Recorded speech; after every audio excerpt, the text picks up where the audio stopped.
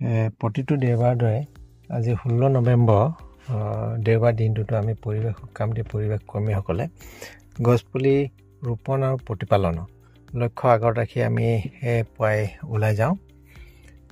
ৰাতিপুৱাই মই আমাৰ তিনিচুকীয়া বৰলৈ নগৰ শৰৎচন্দ্ৰ সিংহ পথত যিসমূহ গছপুলি আমি ৰোপণ কৰিছিলোঁ সেই গছপুলিসমূহ প্ৰতিপালন কৰোঁ।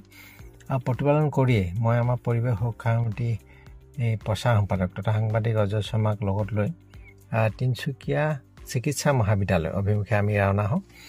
আৰু এটা কথা উল্লেখ কৰোঁ যে তিনিচুকীয়া চিকিৎসা মহাবিদ্যালয়ত আমি উপস্থিত হোৱাৰ আগেই আমাৰ তিনিচুকীয়া জিলা সভাপতি তথা পৰিৱেশ কৰ্মী জীৱন দত্ত ডাঙৰীয়া আৰু তিনিচুকীয়া জিলা উপসভাপতি স্বপন দে ডাঙৰীয়া আৰু আমাৰ জিলা সম্পাদক ফটিক মৰাণ ডাঙৰীয়া তেখেতলোক গৈ উপস্থিত হয় তাত গছপুলিসমূহ প্ৰতিপালনৰ বিশেষ ব্যৱস্থা কৰে।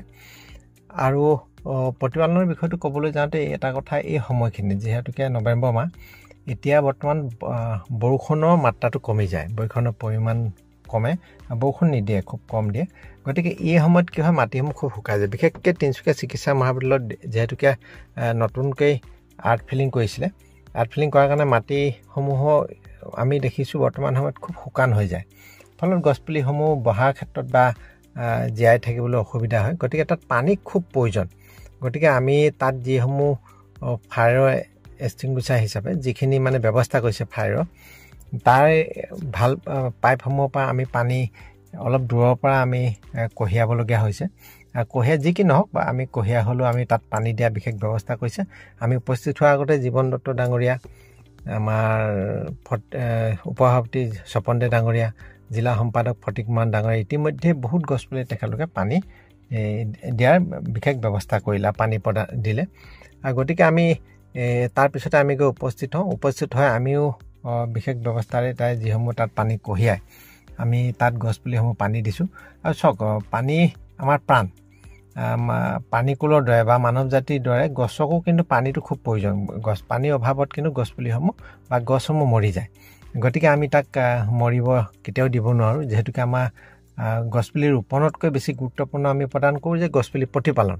গতিকে প্ৰতিপালনৰ জৰিয়তে আমি পানী দিয়াৰ বিশেষ ব্যৱস্থা কৰিলোঁ।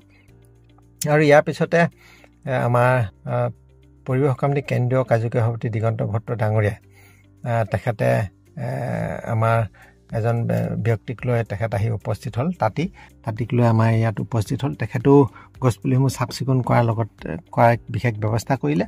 আৰু এটা কথা উল্লেখ কৰোঁ যে আমি তিনিচুকীয়া চিকিৎসা মহাবিদ্যালয়ত আমি ৰাইজৰ সুবিধাৰ্থে আমি গছপুলিসমূহ ৰোপণ কৰি আহিছোঁ।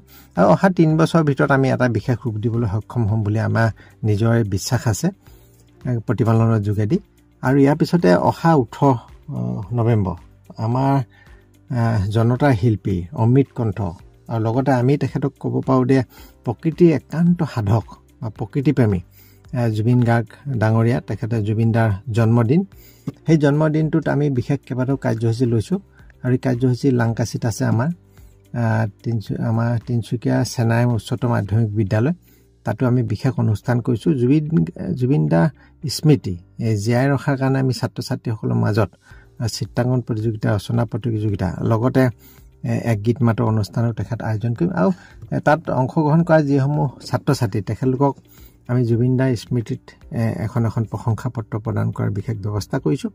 গতিকে ৰাইজৰ উপস্থিতি কামনা কৰিছোঁ আৰু ৰাইজক আহ্বান জনাইছোঁ। আৰু এটা কথা উল্লেখ কৰোঁ, বৰ্তমান সময় আমি দেখোঁ যে বৰ্তমান ঠাণ্ডা দিন আহিছে, গছৰ প্ৰয়োজনীয়তা নাই বুলি ভাবে বহুত ব্যক্তিয়ে।